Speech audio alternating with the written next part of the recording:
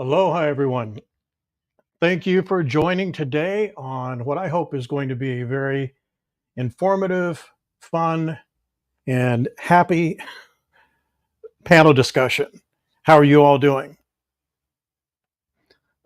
As I've said before, these live streams for me are a little bit different because almost every stream I have done in the past, over the past years, not just with Going to Hawaii, has always been live, always been with some interactions and what have you. But here we are today, and I hope today is going to be a little bit different than the panel discussions we've had in the past. In the past, we've had great guest interviews, and we'll still do those today. You're going to be invited. If you'd like to come on, I'm going to post the link in the comments in just a few moments. And today we can talk about the same topics as we have before, but primarily the topics for today, I would like to cover very much we mentioned in the post that Terry put up last week and this week, simply because they generated so much passionate debate. Most were nice. 95% of were nice. Some were bad, and got upset. That's about the percentage that you can pretty much expect to be a little off topic. But we welcome them as well, just as long as the comments today are negative or aggressive towards me. I'm cool with that, no problems. But just don't attack or make any disparaging comments about any other members, please. Let's just avoid that issue. But again, question me, say what you want, but just no curse words. Okay. And the reason I feel that I have to bring that up, and if you're not familiar with what the topics are that we've proposed for today's discussion, they are: why are fewer visitors coming to Hawaii than before? And the before could be defined as whatever you want it to be. What needs to be fixed about Hawaii tourism? That is a huge, huge question, and it casts a very wide net to a lot of people, whether you're native, whether you're local, whether you're a resident, whether you've never been here before, you've been here twice or 50 times. And I understand that's opening up a major can of worms, which may mean that we have a different panel at a different time. This time is at 1 o'clock Hawaii time. Thank you guys for joining.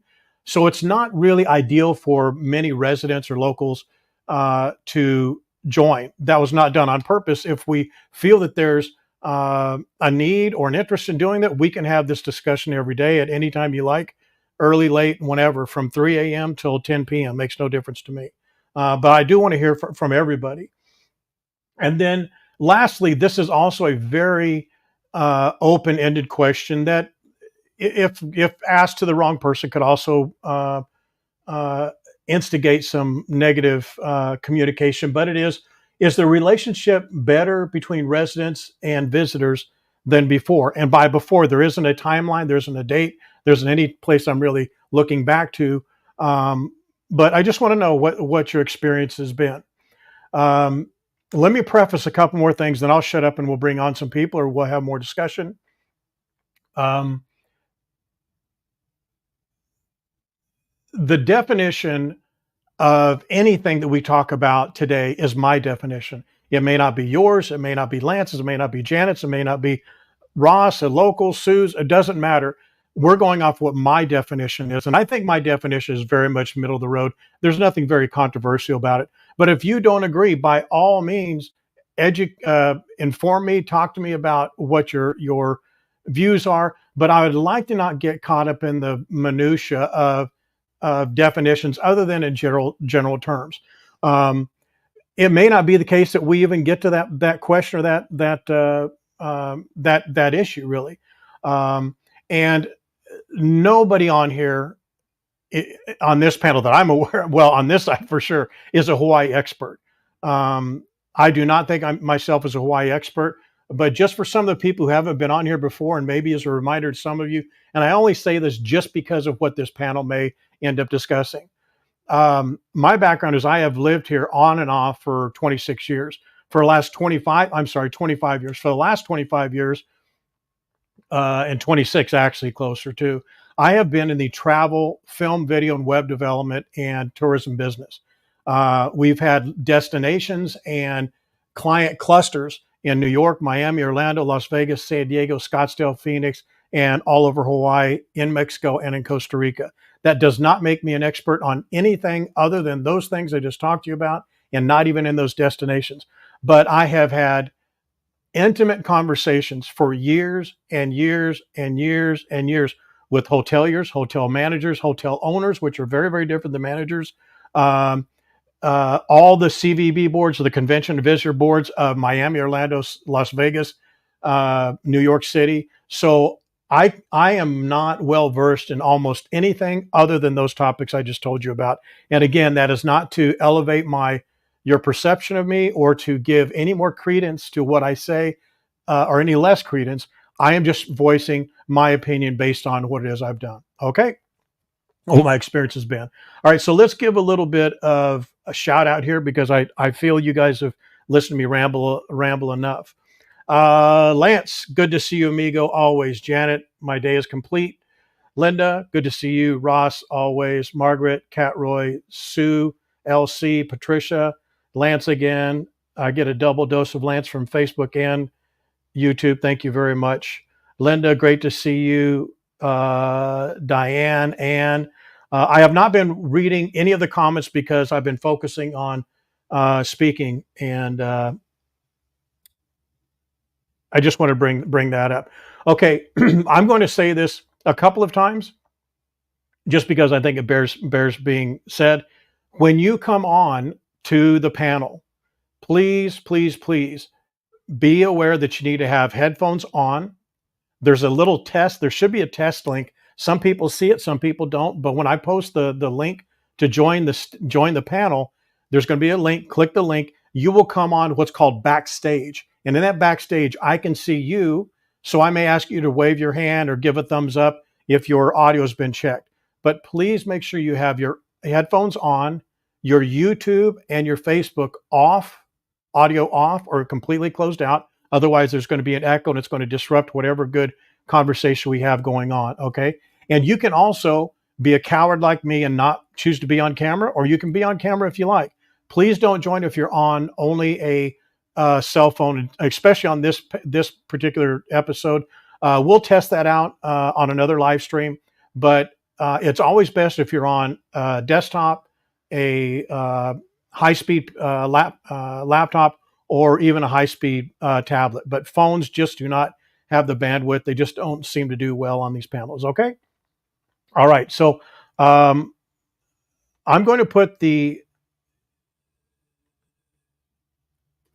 link in the description, in the chat. So you guys should see that right there. It came from me. Okay. What you'll need to do, again, click the link. Please have your headphones on, have them tested, make sure they're powered up. And, we can bring on up to 9 people. I don't think we'll have that many, but if there's 2 or 3 of you that would like to come on, just please be respectful. Try not to talk over, and we're going to discover how this goes together. Okay. All right. So there's the 3 questions that I posed. Why are fewer visitors coming to Hawaii? What needs to be fixed about Hawaii tourism? Is the relationship between residents and visitors better or worse? And again, there's no timeline. That's casting a wide net. And please understand my view on this too. Everybody has an opinion, whether it's no opinion or a very in-depth threaded opinion. Everybody's opinion counts if it comes from a good place. If you come on, it's cursing and things like that, we'll just boot you. We don't want to have that. We want to have a very good conversation. But because these are spirited questions, we are going to probably have some spirited, or at least some excited responses. Maybe not. Maybe we won't have any. But I encourage that. Just be respectful of everybody else. And just know that just because if you've been to Hawaii once or you've lived here for your entire life, your opinion matters, but it depends on where your opinion is coming from and for what basis. Okay. All right. So if there's anyone, okay, let's see. Yeah. So I put the link in on Facebook and YouTube. If there's anyone who wants to come on, if you're not afraid, it's going to be easy. There's nothing really to be nervous about. So let me look right here. Okay. Um, I wrote down a couple notes here on why fewer visitors are coming to Hawaii, and it's all what we saw in the comments are the usual suspects: price, the exchange rate. People from Canada and from Australia, New Zealand have a horrible exchange rate, so it's costing them 20, 30%, maybe 40%. Maybe one of you guys could expound on that a little bit. Um, and it just makes it difficult. But still, there are a lot of Canadians, a lot of New Zealanders, and the Japanese market, which was usually a very very impressive slice of the market here for tourism. They have been staying away in droves. They say a lot of times, just simply because their exchange rate is really really really weak. Their yen is really weak to the dollar. But hopefully that will turn around soon enough. But that's why a lot of people are not a lot, a number of people are not choosing to visit Hawaii, and instead they're going to Japan because you can eat and shop a lot less expensive over there. Um, the some of the comments were in the and I'm talking about the comments that were on the Facebook group and the Facebook page. Some of the comments, when I say some, I'm talking about less than 5%, less than 3%, were because visit tourists don't or residents don't want you here. They don't want tourists to come to Hawaii. They're tired of the entitled tourists, and it's the same type of rhetoric that you hear. And I don't want to diminish or dilute that comment because it does have some merit. It does have some weight and some validity to it. As you guys know, as I said before, I've been here for off and on for many years. Being so entrenched in the tourism market, I see a lot of the hotels, a lot of the visitors at the hotels, and I do hear about a lot of the comments, but that are coming from tourists that may make some of the locals who work at the hotels have a different view of how tourists really are. And I get it. I would have the same thing. One other thing I want to mention is that in addition to working in those other destinations that are tourist destinations, I mean, Orlando, Miami, Las Vegas, San Diego, Scottsdale, other than Hawaii, those are probably the hottest visitor communities on the mainland. And I've lived and worked in all of them at a very, very deep level. Primarily Scottsdale, which is just outside of Phoenix, if you're not aware, and San Diego and La Jolla, which is just north of San Diego. In my opinion, it's probably one of the most beautiful beach communities, other than probably Hawaii. They are tourist destinations, and I can assure you of this: that the exact same complaints that residents in Hawaii have against outside visitors, they have it in La Jolla, they have it in San Diego, they have it in Orlando and Miami, and it's about being entitled, not respecting in this case, the Hawaiian land or the Hawaiian culture, or in Miami, not respecting the streets. In New York, same thing. And those places are a little bit different because nobody is from Miami. I would dare you to go to Miami and say, "Were you born here?" Almost no one has been born there.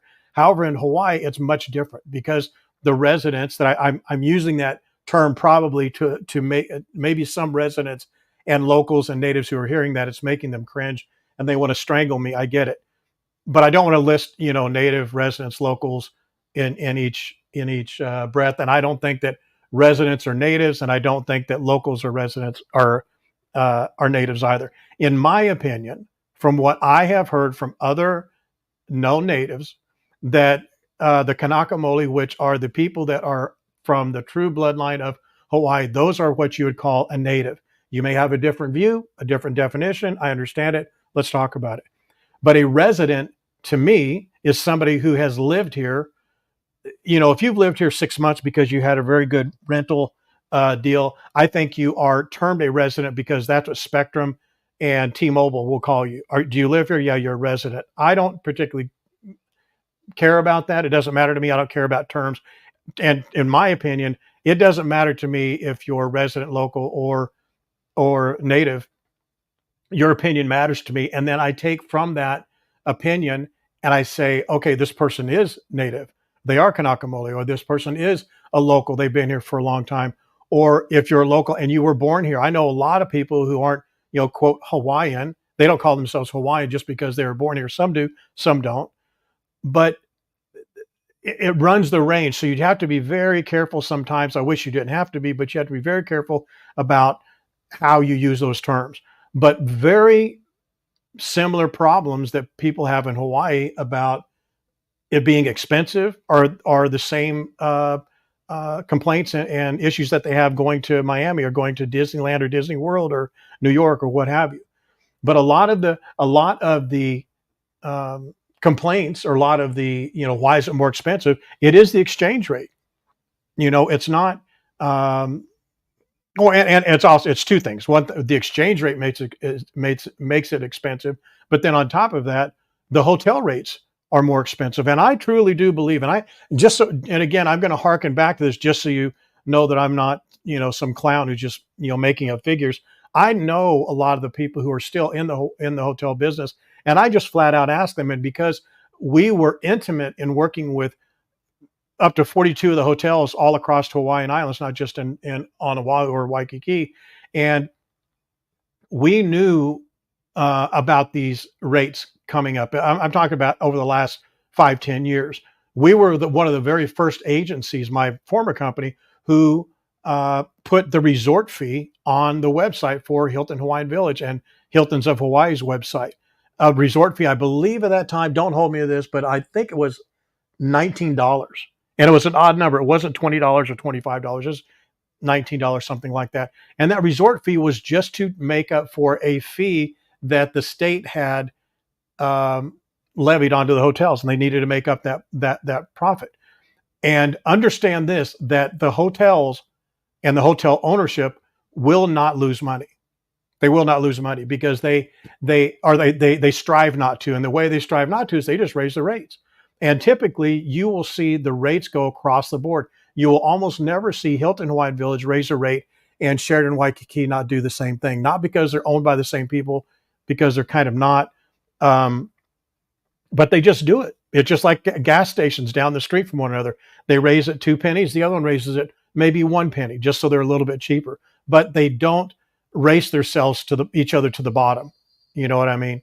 So if the rates are going up in one hotel, it's going to go up across the board. And that's really how it is. There are going to be a couple of very economy class hotels or hostels or other accommodation options that are going to perhaps keep their rates low. They may do it for their parking rate, their resort fee, something like that. But it's pretty much across the board. And in my opinion, and this is not an opinion without some experience, that resort fee has just been raised higher and higher and higher to make up for some other fees. That's not to say that the hotel rate itself has not increased, because it most certainly has, and it's going to continue that way. You're never. I don't want to ever use the word never, and I do too much. But I would venture to say it's very unlikely that in a year you'll see Hilton Hawaiian Village or Sheraton Waikiki or Royal Hawaiian say, guys, we're lowering our rates 30%. Please come on back to Hawaii. I don't think that's going to happen. And a lot of really bad stuff would have to happen for that to take place. I'm going to check a couple of your comments here. Linda, hey, yeah, exactly. For $100, you get $73. Wow, the Aussie dollar is $1 to 66 cents, 38% exchange for Canada. Mara says it doesn't stop me from coming. And that's the other thing. People are still going to come. They're going to come to Hawaii. There just may not be as many. And here's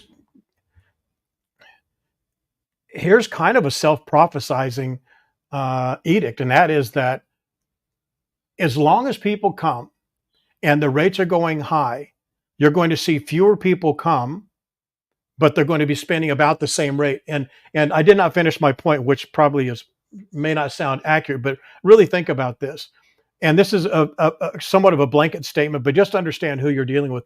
The hotel companies are not going to lose money. They may lose money today, they may lose money this month, but over a year, over a 2 year, they won't lose money. They will make adjustments, because this is something, and this may be a little bit too much inside information, but just so you understand this, and you may not care, but I want to share it with you. At a hotel, there are three people that are involved in the quote ownership slash management of that hotel. There's the owner, there's a management company, and there's the franchisee. Okay. The owner of the company is typically a fund. A union owns it, like the plumbers union, or a mutual fund, or there's a group of investors, individuals that own it. That is the company that literally owns the hotel. That means they own the land if it's not a leasehold, arrangement, but they own the. And I'm speaking generally here, and we could get into the minutia of it if you like. But a hotel owner owns the land and owns the building. Now, this could be two different owners, but that's primarily what the owner is. The management company is the company that manages it, and the franchisee is the Marriott, Hilton, Starwood, Ritz-Carlton, outrigger that you see on the front. And why does that matter? Here's why it matters. The franchisee works for the management company, and the management company works for the owner. Oftentimes, the franchisee is also works for the management company, and sometimes the management company and the franchisee is the same company. So, for example, and this is not the case. Again, I'm going to underline this. This is not the case, but let's just assume, just for example purposes, Hilton Hawaiian Village is owned by XYZ company and a fund. They're not owned by Hilton. For a long time they were. That's back in the day when it was Hawaii, Henry Kaiser, and then Conrad Hilton. But now today it's owned by a company. The hotel franchisee obviously is the flag that's flying out front, which is Hilton. The franchisee, I'm sorry, the management company is the company that manages it. And just so you know, Hilton, when you see all these Hiltons at these, at the airports and going down to Anaheim and Dallas and Las Vegas, they manage a very, very small, I'm sorry, they own very, very few of their hotels, Hilton and Marriott and what have you. As a matter of fact, Marriott is one of the largest management companies and franchisee companies that's out there. Marriott owns very, very few of their properties simply because that's not the business that they're in, but they have a management fee and then they fly the flag. There are many cases now where Marriott will manage the company and Sheraton is the flag. And now because Marriott and Starwood have, become somewhat one, and there's a lot of crossover. So I just want to make that distinction that there's an owner, there's a manager, there's a franchisee. Why does that matter? It matters because at the end of the day, the people who own the company, who own the property, they don't care about the restaurant making money. They in the lobby, they don't care about the coffee, they don't care about the valet fee. They, at the end of the year, they say, did we make 5% on our money? Did we make 10%, 20% on our money? Did we lose value in our real estate? They're more in the real estate business that happens to own a hotel. So at the end of the day, the owners, and again, this is very, very broad strokes. There's some owners that are very intimate and very close knit to their hotel, but the owners don't really care about the day-to-day operation. Why? Because they have a management company. They don't care about the franchisee. Why? Because they have a franchisor who owns that franchise. So my point in saying all that is that you have to really keep in mind that when people say, "Oh, the owners, the hotel companies are making money and they're taking money off the island and it's not coming down," it's not the owners. In a large degree, they're going to raise the rates at the management company, at the franchisee, because they need to make more money. Where a lot of these issues come in, and I'm getting off the question of why are there fewer visitors coming to Hawaii, but I'll get back to that. Many times when there is an issue about what happens with hotels, land, water rights, all that type of thing, it's not the hotels or hotels owners, but you have to keep in mind that to some degree, the hotels want the best for the hotels. They want the best for the resorts. They want the best for their guests. So they will come back over and over and over again and accept their high rates and continue to pay the resort fees and tell other people about it, send more people. But it's not, if they had their choice and they could have 5% fewer guests or 10% fewer guests, but make the same money, guess what? They would much rather do that because it costs much, much less to service 5% less people, 10% less people. Those are facts. Okay. So I just wanted to I know that's probably too much information, but a lot of information. I wanted you to just Just be aware of some of those guidelines. Um, so let me check some of these comments here.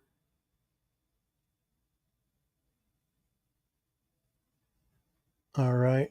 Well, looks like you guys are afraid to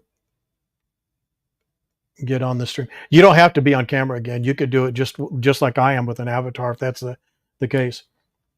Um, so why are there fewer visitors? I think we're talking about right now. The exchange rate is one big thing. That's a big issue. The overall cost.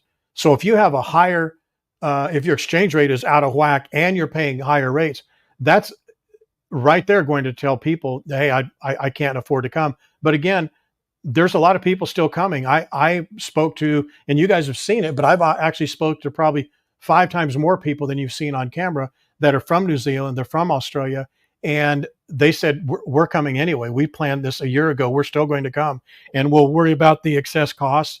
Maybe they're pulling back a little bit on the tours they're doing, the activities they're doing, but they are going to do it here in Hawaii. That's what's important.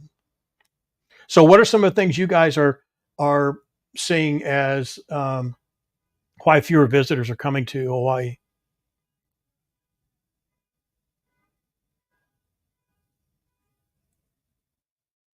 Yeah, the exchange rate. That sounds like a lot of it. And do you know what you don't hear? And I love this part of it. And this is I'm really, really, really, really going to try to not go down that road. Is and this is such a terrible term, but it's something that's coined a lot, and that's the tourist hate. I haven't seen one of you say, well, it's because the quote locals don't want me to be there, the residents don't want me to be there. I think that does such a big, huge disservice. I think it's disrespectful to the people of Hawaii because just like with any destination, I think that there's between, and I've used this term a lot, between two as a more likely number, 2% to maybe 5% of visitors that go to any destination that are ding dongs, that don't care about where they are. Those are the people whose lawns aren't mowed. The inside of their house looks like a tornado went through it. They don't take care of themselves. They're disrespectful to their own place. So why would they come here or to Orlando or to Las Vegas or to La Jolla and treat that place any different? You would think they'd be on better um, behavior, but they just don't. And a case in point to just try this out, go to an airport. If you travel a lot, go to an airport and just sit back and watch. And you can see of 100 people, there will be 4 or 5 of them, maybe more, that are in pajamas. And I don't mean pajama looking material or pajama looking outfits. They are in pajamas with socks or footies, you call them, or puffy shoes. And they have literal a pillow in their arm and pajamas on. And I think that type of an example isn't exact and it doesn't translate. But those are people that I don't think that they don't care. But I'm talking about the people that come on that are, out of hand. They get disruptive. It's not the entire plane. For the vast majority, 80 to 90% of the people are traveling politely. They look professional. They act professional. They stand in line. But you'll see the 1 in or 2 or maybe 3 in 100 that are disruptive. I'm trying to choose my terms here properly. And that's the same way. I mean, you're going to find visitors that come to Hawaii, 2 or 3 or 5 out of 100 that throw their trash on the ground. And we've talked about that before. I'm not going to get into that topic, but they throw their trash on the ground. They would do that no matter where they went. Does it make it right? No. Does that mean that every tourist does it? Absolutely not. But I've also seen residents do it. I see it every day. It's not like it's something that I just make up. I see it every day. So there's some responsibility on all sides, but it's not, that's not, I think the comment about tourist hate or visitor envy or that type of thing, that is also the opinion of less than 5% of the people that live here. There are a couple groups that on Facebook and on YouTube who perpetuate that, but I promise you, those are very loud mouths with very few numbers. Now, if you isolate an incident and say someone came up and tried to jump on a monk seal or somebody tried to jump on a sea turtle or touch a sea turtle, you guys, many of you who are on here have seen how I react to it myself. And I'm not a local. I live here, but I don't put up with that. I don't like that when someone does that. It doesn't matter who they are. I'm going to tell them not to do that just because you're a ding dong for doing it. So I get that, but again, that's only probably 3 to 5% of the people that would ever do something that's silly, and probably 3 to 5% of the people that put all tourists and all visitors under that moniker of those. That's what a visitor to Hawaii does, because that's just not the case. I just don't see that myself. Maybe other people see it every day. I don't. Okay, back on the question: why are fewer visitors coming to Hawaii? I think it's pretty easy to identify. It's the economy, and it's the price, and it's the exchange rate. I think that's what we've said. Ross had a point here. It says the exchange rate and high cost for food accommodation means we've had to cut back on the level of hotel we've booked. We would like to stay at one of the Hiltons, but can't justify the extra cost just because everything else is so expensive. That's right, Ross. You find a way. If you can't afford it, but you still want to come to Hawaii, you find a way. It's same thing with a restaurant. If you really, really want to take this beautiful girl or handsome guy, your wife or husband or whatever, to a really nice restaurant, you may aspire to take them to one particular restaurant, but then you end up leveling down because of the economy. And you know what? You didn't have a better time or a worse time with that person because of the restaurant you went to. For the most part, you probably had the same time. You enjoyed yourself, and you saved a little money, just frankly because you had to. Colleen Toohey, she was actually one of our very good live on camera stream interviews. She said, we tried not to convert to Australian dollars, and we went, and if we wanted something, we just bought it. See, that's the other thing. She just wanted to have a great time and did not want to be encumbered with this costs this much. I can't do it because of this. And Colleen actually did a lot. She did a lot. If you saw her interview, you saw there was no slowing that lady down. I mean, I got tired listening to her. So yeah, she did everything. All right. It looks like Lance is ready to come on. So Lance, your headphones good, brother? Thumbs up, please. All right. We have Mitchell Keone. Hopefully I'm saying that right. Hopefully I don't butcher that. Let's bring on Lance first. He was there. Let me bring him on. Mitchell, one moment, please. Let me just do an intro with Lance, if you don't mind, please. Lance, how goes it? Hello, mate. How you going? Couldn't be better, man. Could not be better. I mean, how could I not be? That's the way, mate. I'm talking to you. That's right. That's right. And it's a beautiful day in Hawaii, believe it or not. Yeah, it's not a bad day here either. The horrible weather in Oahu, it may dip down to 72, may climb to 79, 80 today, but it's beautiful.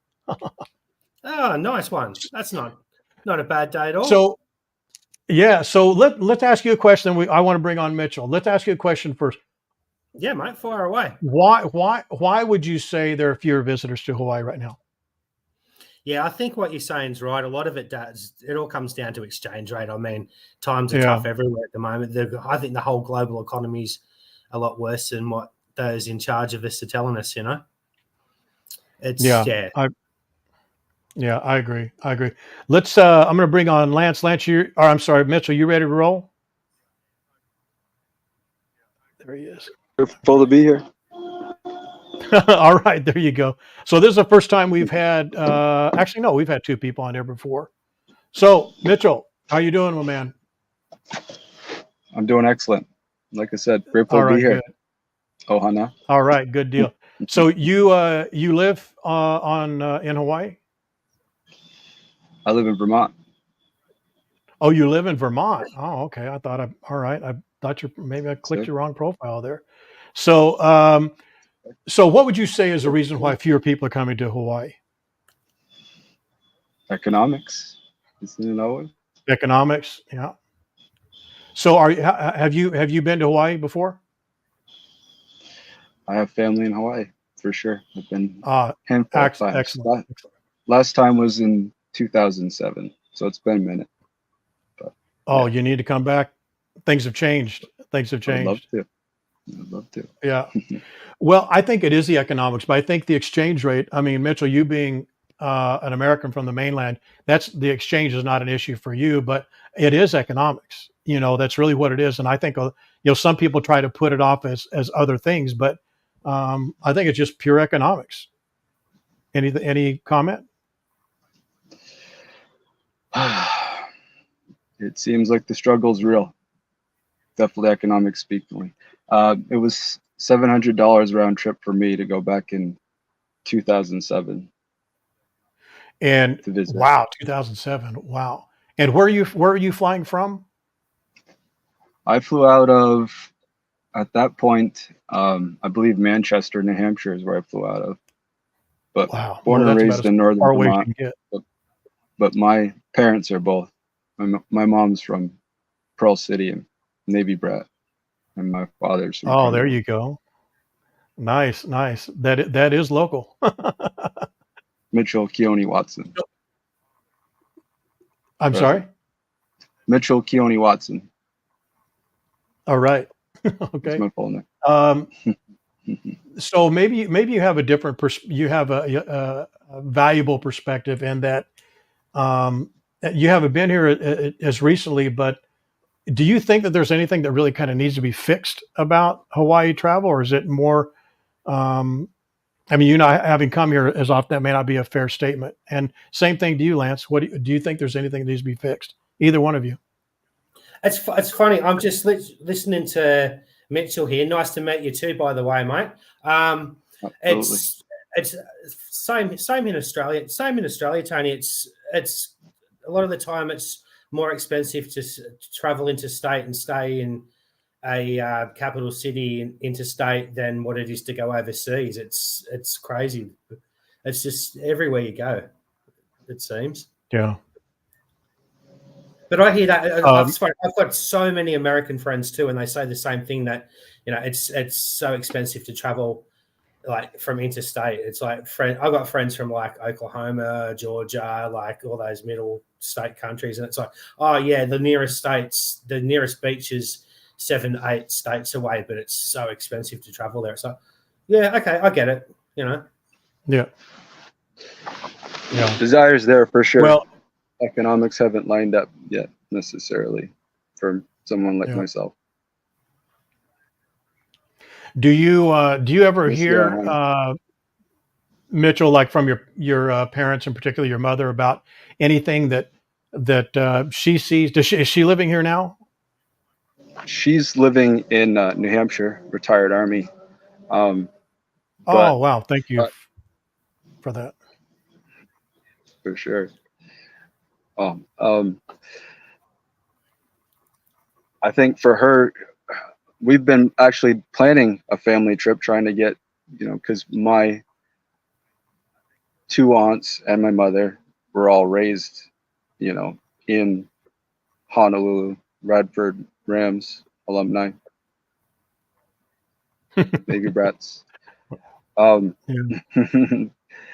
we're all planning on trying to make a trip, but I think one of the concerns my mother has kind of raised is just her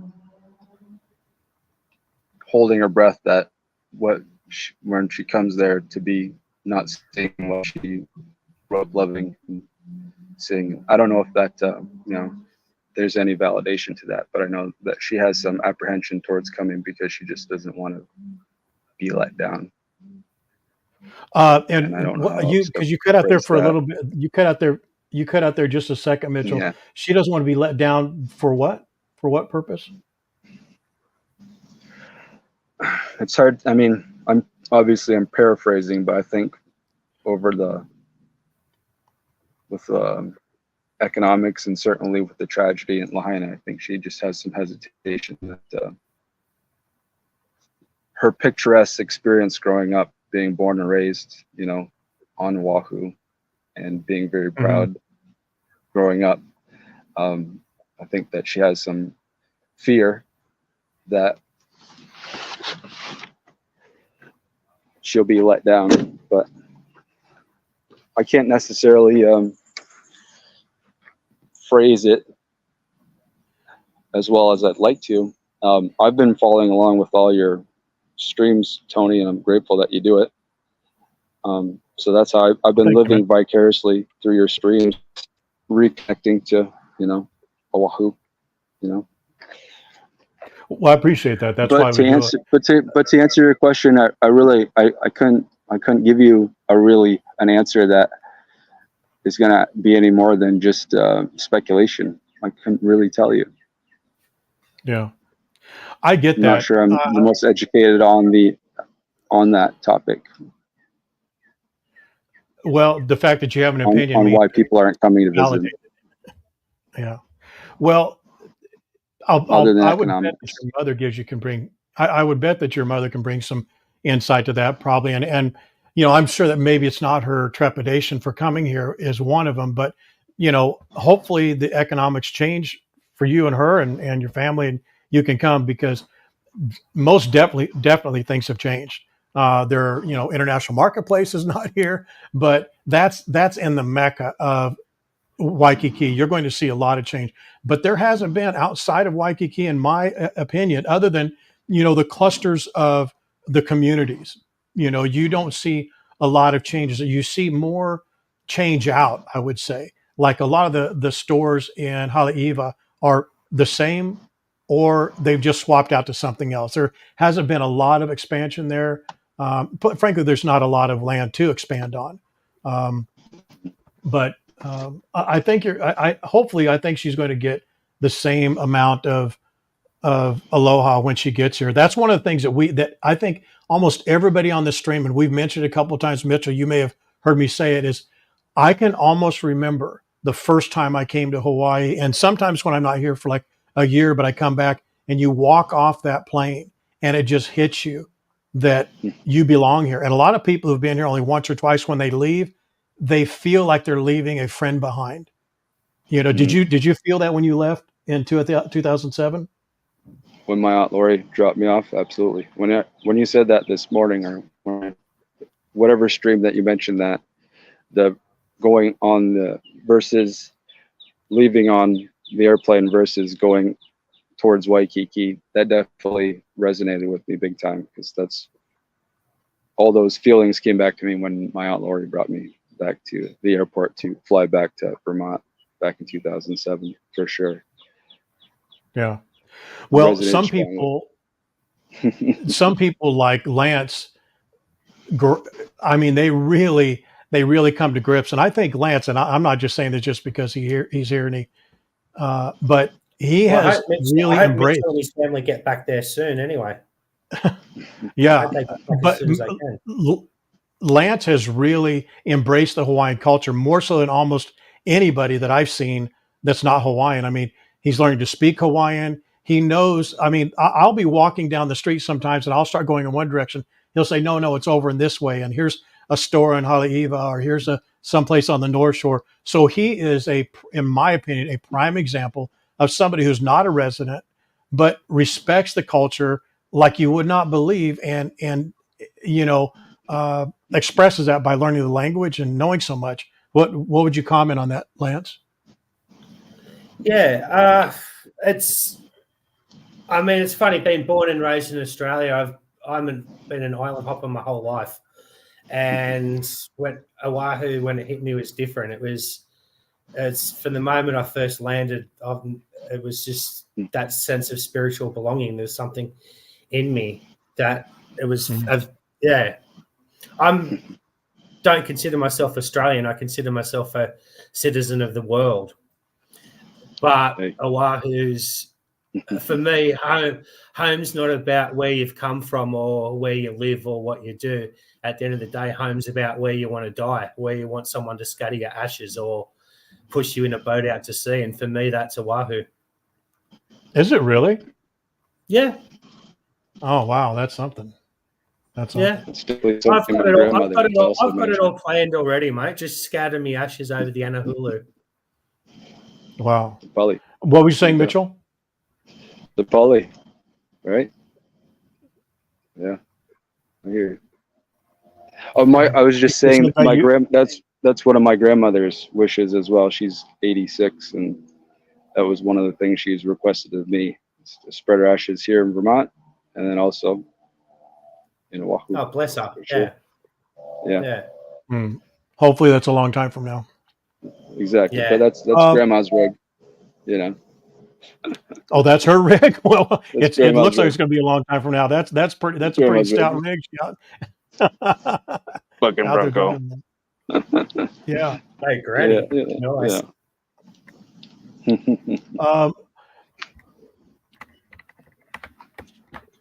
There was a couple of comments that we were talking about that people were talking about when I posed the question, what needs to be fixed about Hawaii? Why are people coming? Is a relationship? I guess you guys both have a unique perspective, not something that's probably current, but Lance, I'll ask you because you've been here more recent than Mitchell. Do you think the relationship between residents and locals is good overall, or what's been your experience? It's always been good for me. I mean, locals and visitors.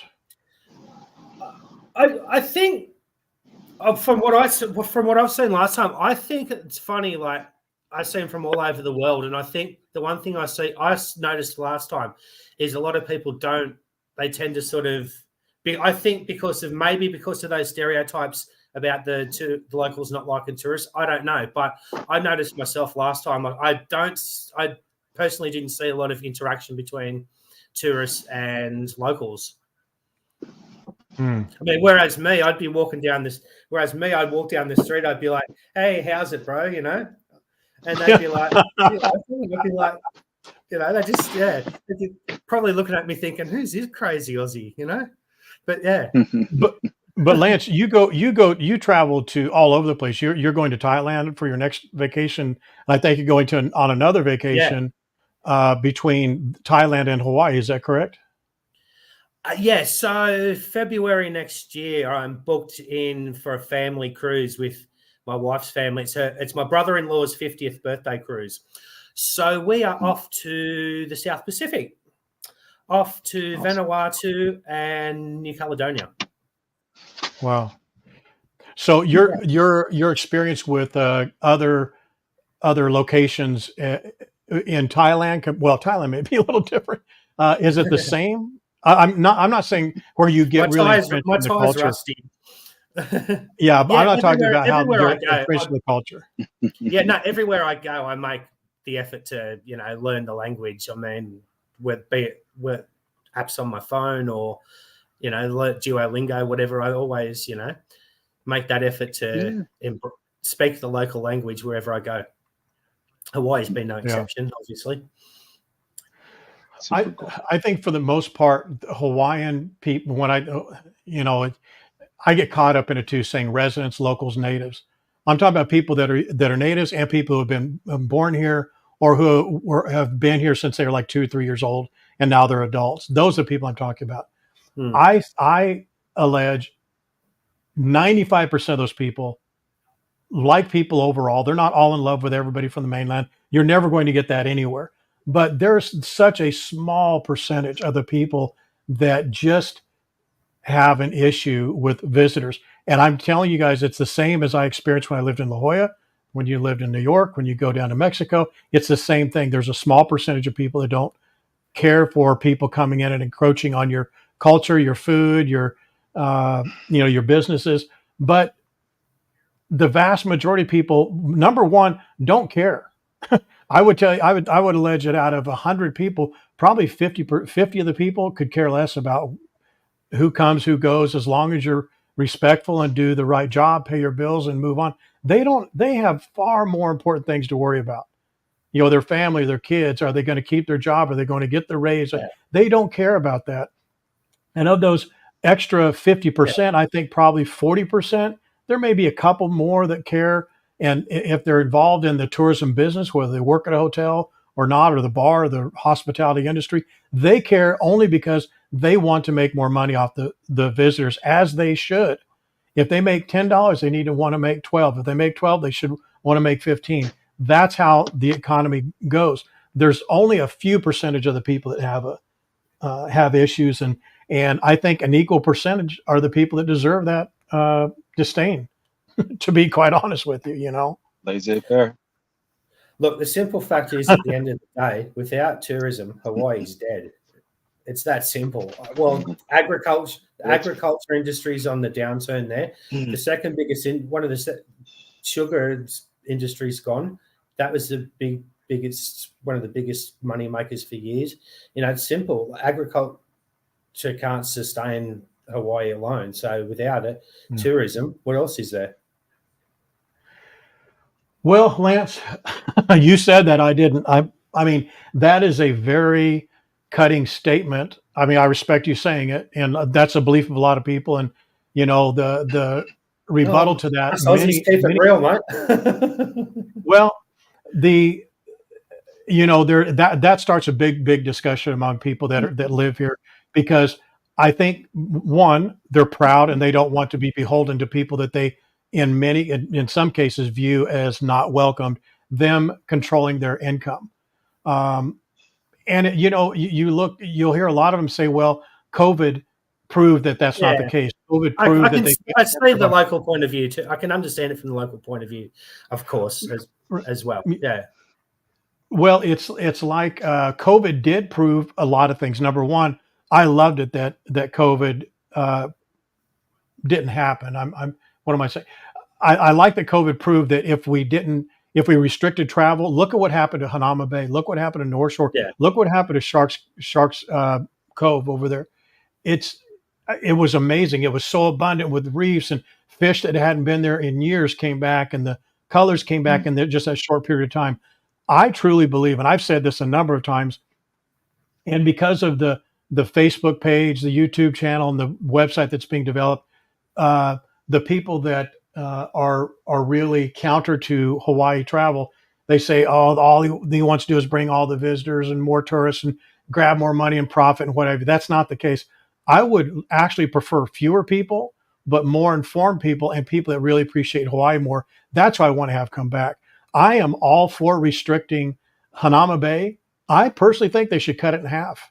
They should, instead of cutting back like 10, 20, I think they should cut it in half. And I think that if you're a true resident, local, lifetime, you have a ID, and frankly, there's so few people that fall into that other category that have been here like 2 years that really, you consider Kama'aina.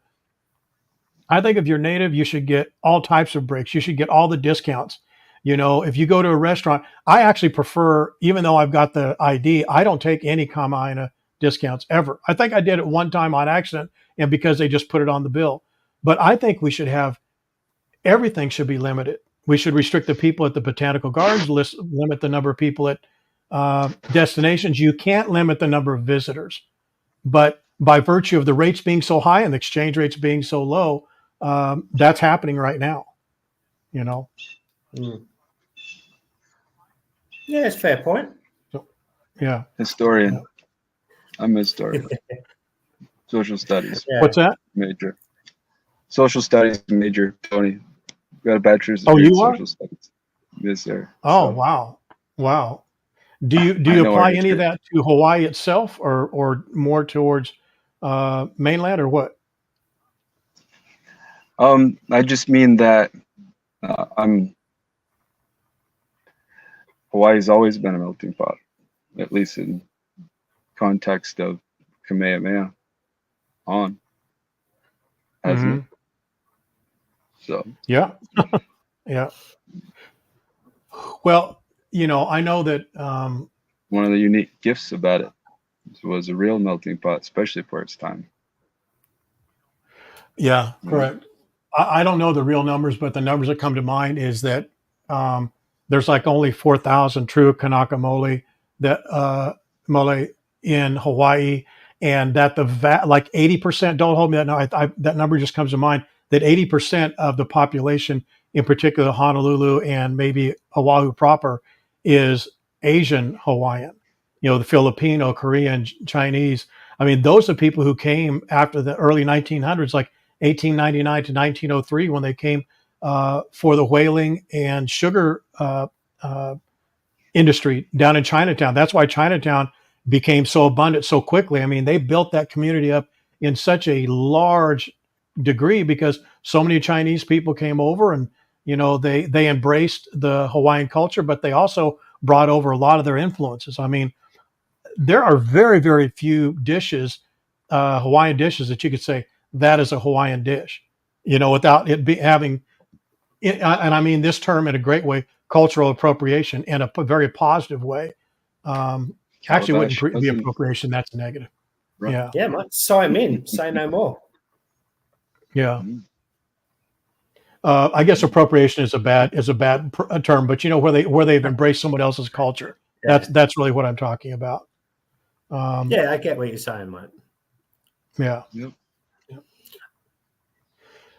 All right. Yeah. Well, does anybody have any And questions our for house, Mitchell or very, very, Lance? very fine house.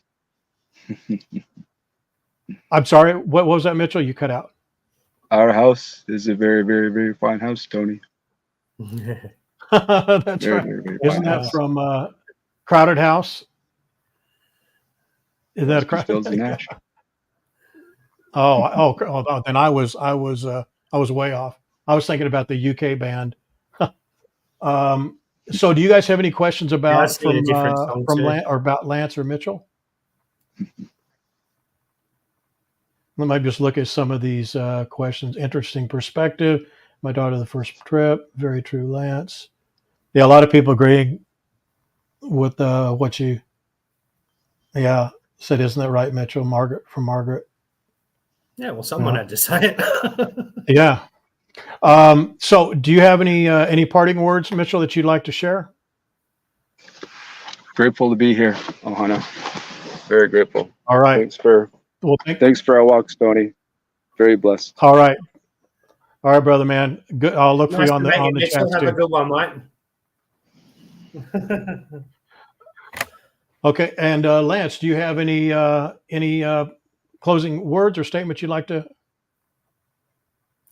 Yeah, let's Yeah, thank Lance actually, and Mitchell for their time. yeah, actually, mate, there's one thing for all this is more sort of for the Aussie Kiwi travelers. They all get the best advice on here for traveling to Hawaii via the rest of our members. And when you book in Hawaii, either book it direct to the hotel.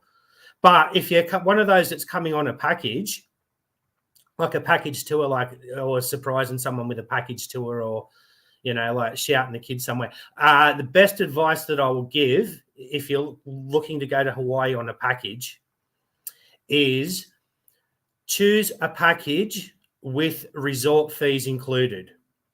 Because as you can see, as of today, for us Aussies going to Hawaii, the exchange rate is for one every Australian dollar, you're only going to get 66 US cents. So if you're booking a package, choose one with resort fees included, because at the end of the day, you don't want to be getting to check out and then getting an extra 300, 400, 500 Aussie, 600 Aussie dollars on top of your bill. And then you're like, what the hell? What's this? Oh, resort fees, didn't factor them in. Next thing you know, you've got a big bill when you get back. So if you're booking a package, always book one with resort fees included. I agree. That's And that brings up that's my greatest travel hack for Aussies going to Hawaii. That brings up something else that I just want to reiterate. We've mentioned this on a few streams, but I do want to comment on it again because we have new viewers, or maybe they're going to watch this again. And that is, excuse me. I personally believe, and I think I know some of you believe, it's always best, especially if you not just because, but if you do come to Hawaii multiple times a year or once every year consistently, if you can, try and stay at the same hotel. I know you want to experience other hotels, but if you are staying in the same area, try and stay at the same hotel, because there is a lot to be said for being able to call up the front desk literally and say, hey, I stayed there last year in August and I got this rate. I was wanting to know, is there anything special you could do for me? Or can you waive the resort fee? If they can, in fact, look back and see that you did stay in August, the chances of them giving you a great rate or a break or even an incentive or an add-on or an upgrade is very, very high. Exactly. The other thing about exactly. So like Lance said, that's why I have a little bit of trepidation saying buying a package. I know that's not what you were saying, but if you buy a package from Expedia and Travelocity, I would strongly recommend leverage Travelocity and Expedia for your rate, meaning get a quote for air and travel together, and then take that rate for the hotel. Take the hotel out, and then call the hotel directly and say, "Listen, I received a rate of $295 a night from Expedia. Of course, that's because I get a package, but I'd rather book with you direct." Yeah, try and Couple match things it, there. exactly. Well, one, they definitely want you to book direct because they have to pay between 12 and 15% to the OTA, which is Expedia Mm. Travelocity. Number two, if you have an issue with your reservation, have to cancel, change the dates, the hotel wants nothing to do with you at all because they're managing a reservation that they're making 12 to 15% less on, but they're getting 100% of the hassle. They're going to give you, probably not fairly, maybe the runaround, but they're going to say you have to go back to your purchase agent, which is Travelocity and Expedia, and that's the last thing you want to do because you talk about being put into telephone churn. That's where you're going to get it. So while you may get a little bit less of a rate if you book a package together, I personally recommend always, always, always finding a hotel, calling up and speaking to the front desk person. And here's another little hack, just one little thing. Yeah, absolutely. It's not sneaky. It's just not. But here's what you do. Call the hotel desk when you're out 6 months, 8 months, 9 months out. Ask who you're speaking to and always ask to speak to the booking reservation manager. They always have a manager on duty. It's not the hotel manager. It's the person that's in charge of front desk reservations at that time. But get that person's name.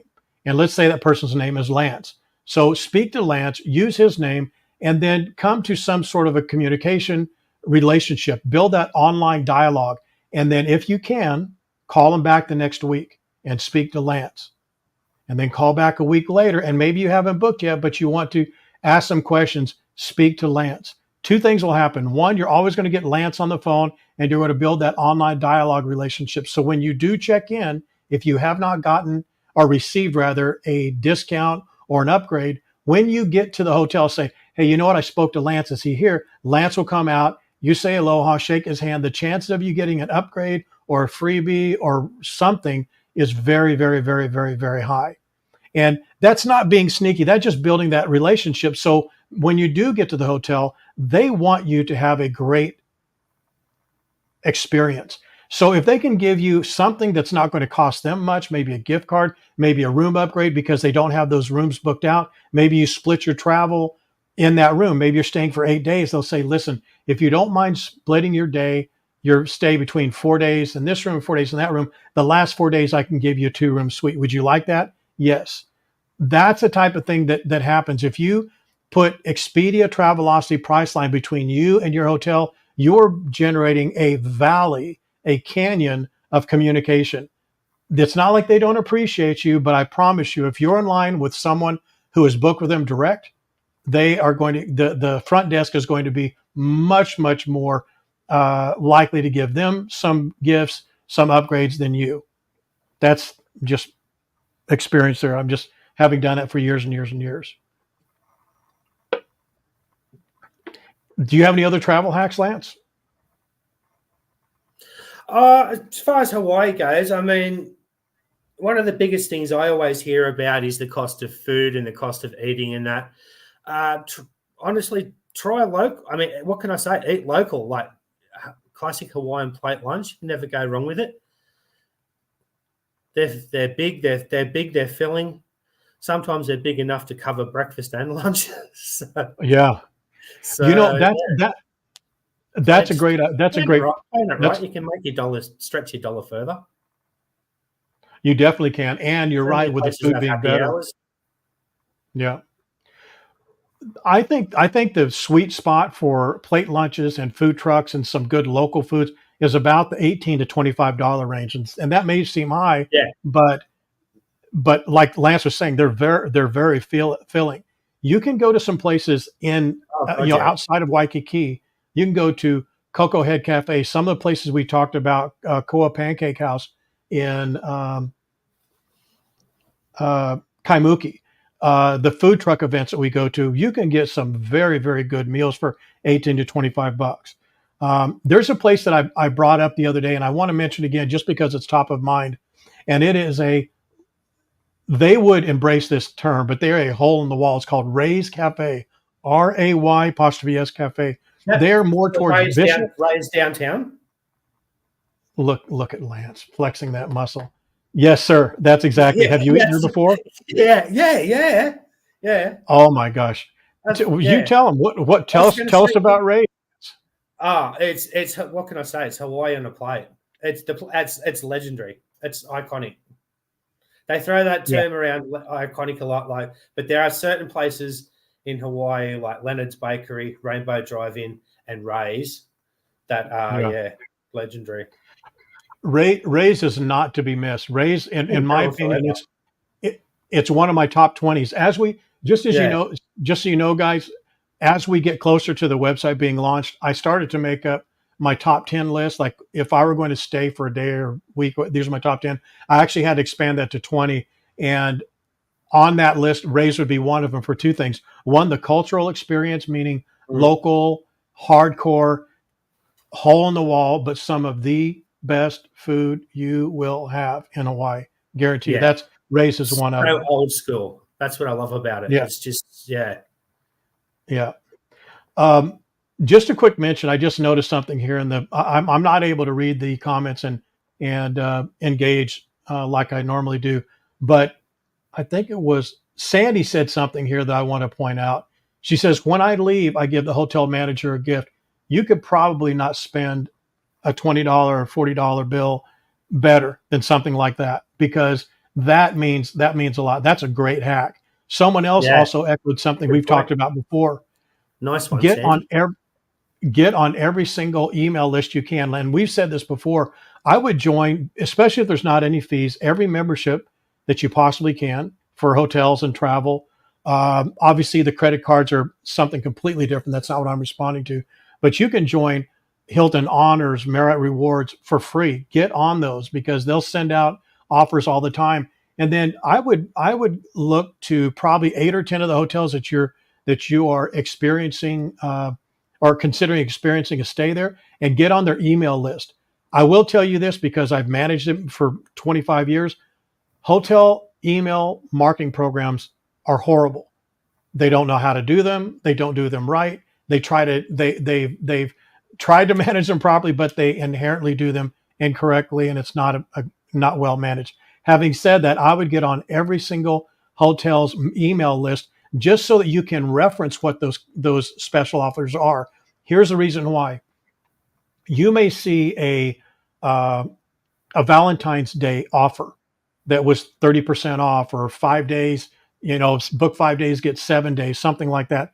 You can reference that offer. And I'm not talking about doing anything nefarious or anything that's underhanded. So, you know what, we were planning on coming. We noticed this offer that you had for Valentine's Day. Is that still available? They're not going to say, oh, yes, because it's only been 2 months. They may say, listen, I can't give you that offer, but I can give you this one.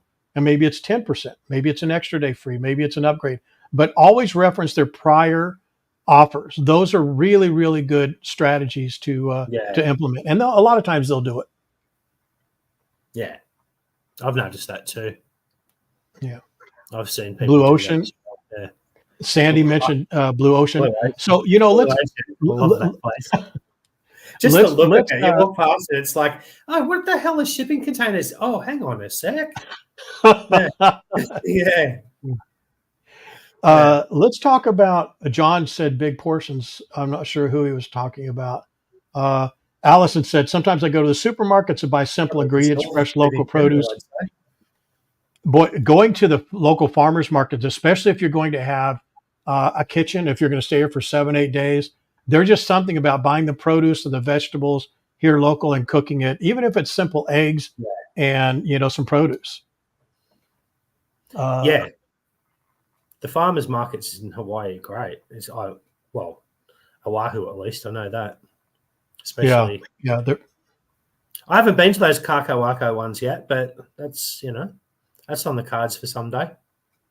Oh my gosh, I want to have a recording of you saying Kakako.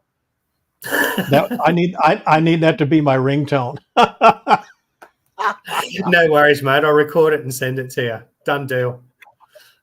All right, guys. So are there any other questions, any other comments? Let's wrap this up on a good Looks like positive it's the note. Tony and Lance show today. Yeah. And Mitchell, I'm glad that was great and that he Mitchell, came on. yeah. I do appreciate that. Yeah. Sorry, Mitchell. Yeah. Blew right past him, didn't you? Yeah. The Tony and Lance show to the That- end anyway. Well, yeah. No one else wants to come on. Oh, well. They're afraid, Lance. They're afraid. Maybe. I think a lot. Buy it. We do have. You know, what we have, and this has a maybe a negative connotation, but lurkers, where people watch and listen and they don't ever comment and they don't ever come on stream, which is great. That's fine, because what will happen is we get between. We did that bites and How beaches. many of the 19? It's a number of them for sure.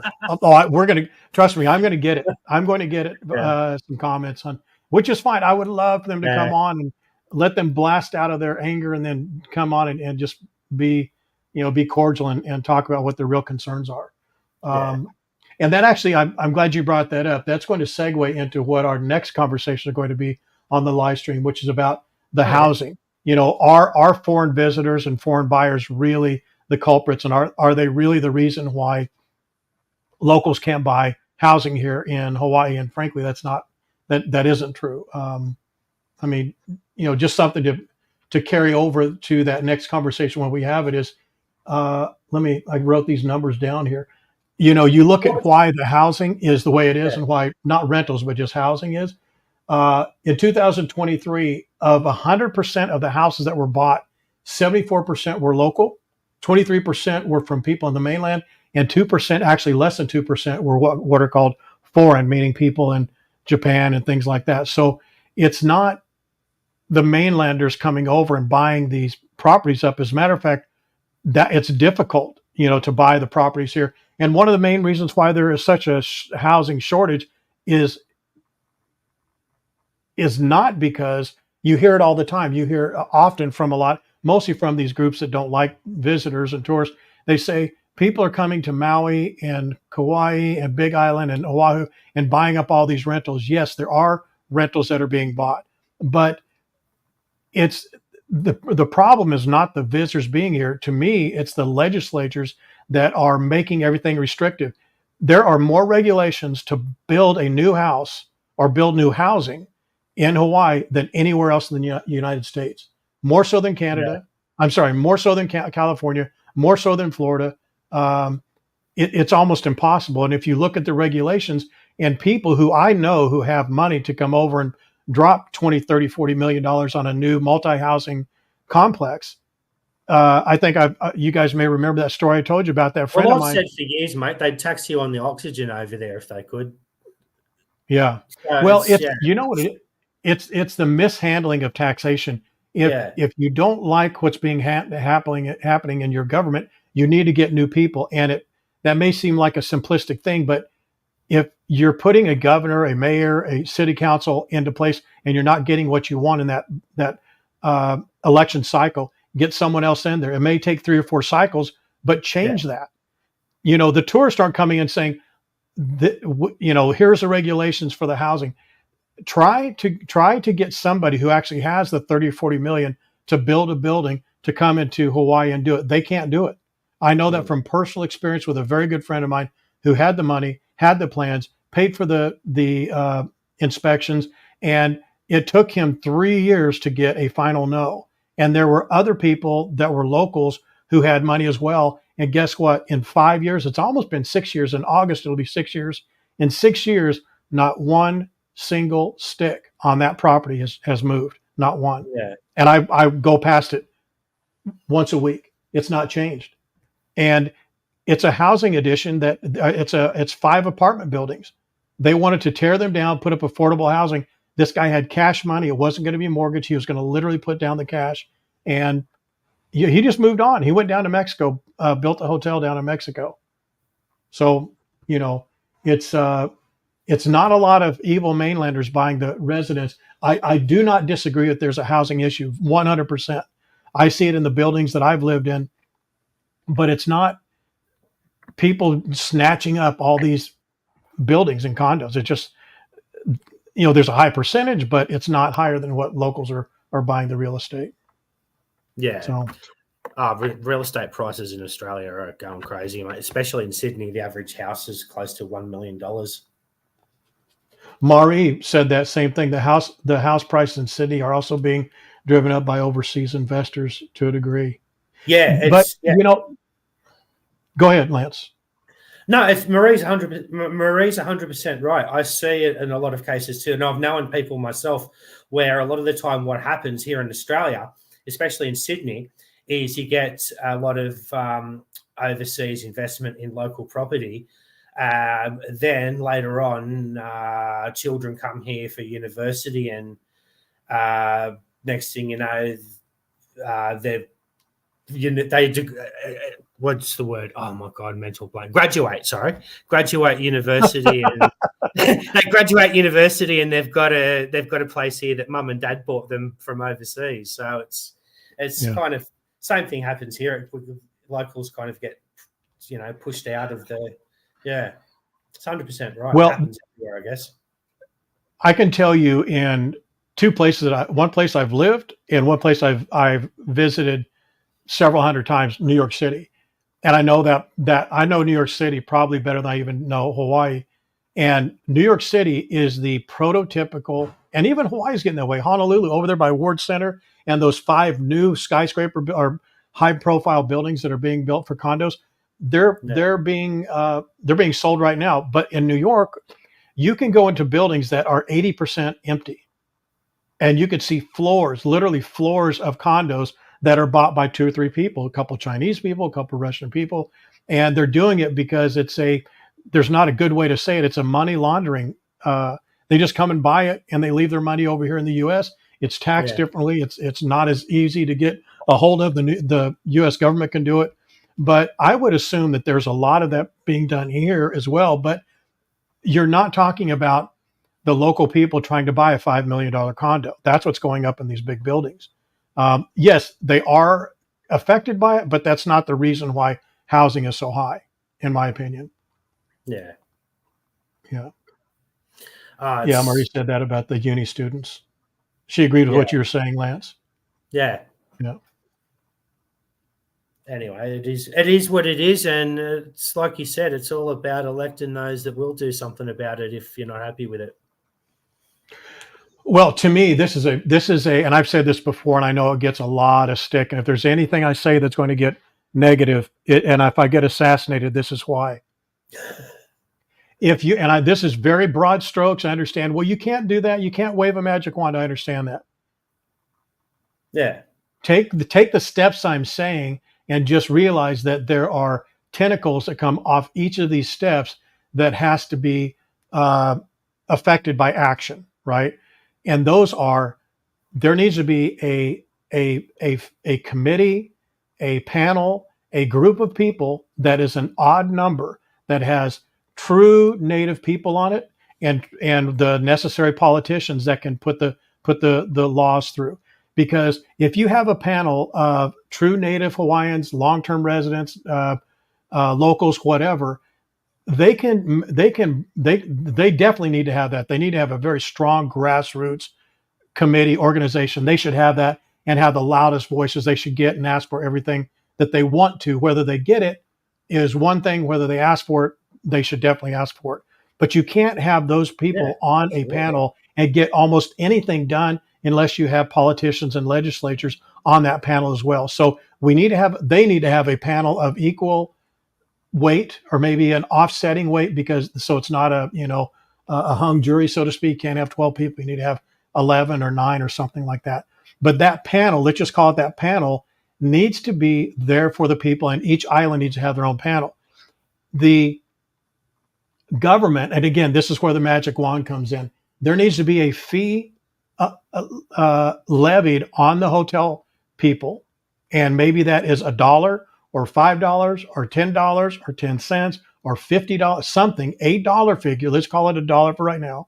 That needs to be taxed on to the hotels and the hotel companies, in which they're going to pass on to the tourists, and the tourists are going to end up paying it or not paying it. And whether it's fair or not fair, what constitutes action is going to be fair, meaning that if they raise the rates 50% and fewer tourists comes, that's fair. That's fair to them because they levied that variable. They're the ones who put up that 50% increase.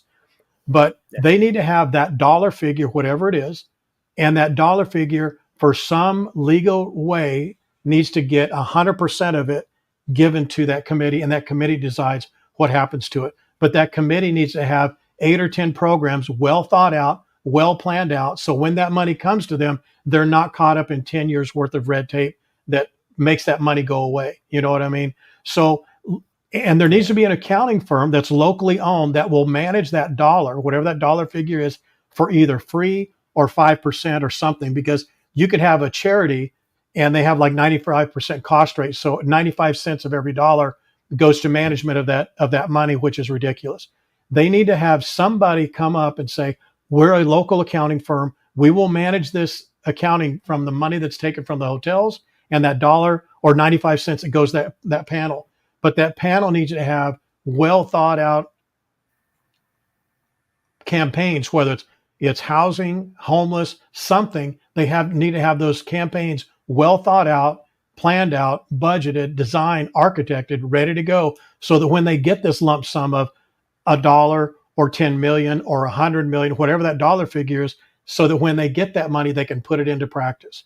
And again, these are, I'm talking in platitudes, very high level, 10,000 foot view ideas. But in my mind, that's the mechanism that needs to happen. A panel, better people in legislation, make sure that the hotel companies agree to it, because so much of the taxes go to the mainland or to China or to wherever they're locally based, and they don't get used here in Hawaii.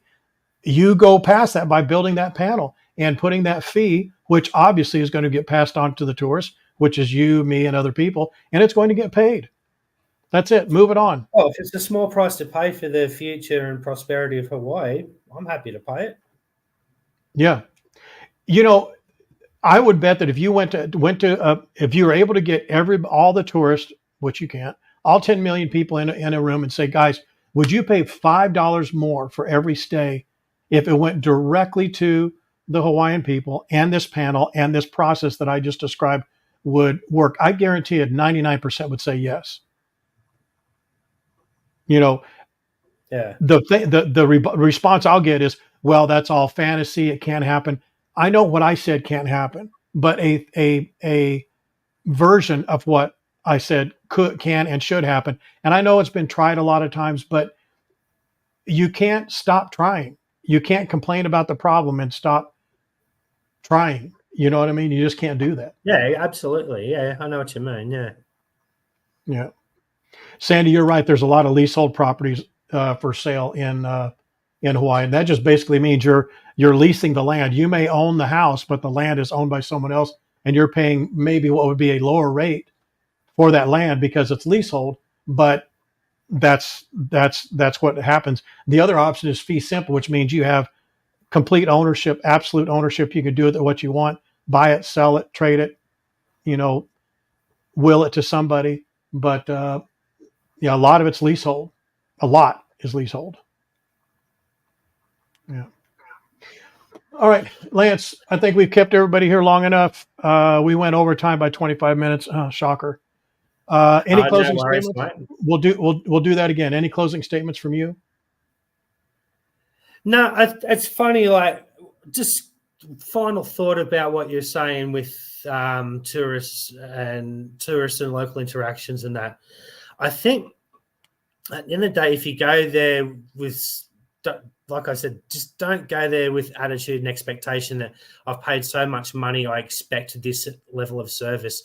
You're going to get what you give, but at the same time, Hawaii is the best place. You won't get treated like family anywhere else you go. You know what I mean? Well, you probably will, but I mean, Hawaii is one of those places where, it's, your family, you meet the right people, make the right friends, you become family with strangers, I agree. I think that like I always say, strangers are only people you've never. Strangers are only friends you haven't met yet. Yeah, I agree. I agree with that. And I would tell you that same feeling that we always talk about, that feeling of connection when you come to Hawaii, Yeah. in all my interactions, I would tell you that 98% or so are wonderful. I mean, the people are, from different walks of life, different economic status. Um, it's not as much a melting pot as even Scottsdale, and certainly not New York. And I love it. I think the people here are just, for the most part, are drastically the most part, they're wonderful. They really are. Oh, I love the melting pot that it is. I love the Asian fusion melting pot that it is. It's really funny coming from Sydney, one of the most multicultural, diverse cities on earth. Going there, I mean, I've been to a lot of Asian countries, but then you go to Hawaii and it's a mix of all of that with its own island local flavors, and it's what I love about it. Yeah. All right, Lance, brother, thank you very much for your time today. No Thanks for worries, mate. jumping Good on to and having talk the to you. courage. All right. Oh, Talk to you anytime, soon. mate. I'll catch you on the next stream. All right, brother. Bye. All right, guys, how was that? I think Lance did a great job. I think Mitchell did a great job. They both bring unique perspectives. And I appreciate them sharing the time. I think it was great, and I appreciate you guys staying on. I only wanted to do this for an hour, but we ran over and talked about some extra topics. So I'm not sure. We may do a live stream after this. Let's see what happens. Let's see what Terry has for me. We may do a live stream. May do a short walk around. I know it's a little bit later in the day than what we normally do them, but I want to thank each of you for coming on. And if this was your first panel, hopefully it's not your last. And if it was your last, I hope you give us a chance on some of the other walk around live streams. I think you guys will enjoy it. Hopefully you laughed a little bit. Hopefully you learned a little bit. And I know you loved it if Lance and Mitchell were on here. They did a great job. And I appreciate every minute, every second, every hour, every live stream that you come on. And I appreciate you allowing me to share beautiful Hawaii with you.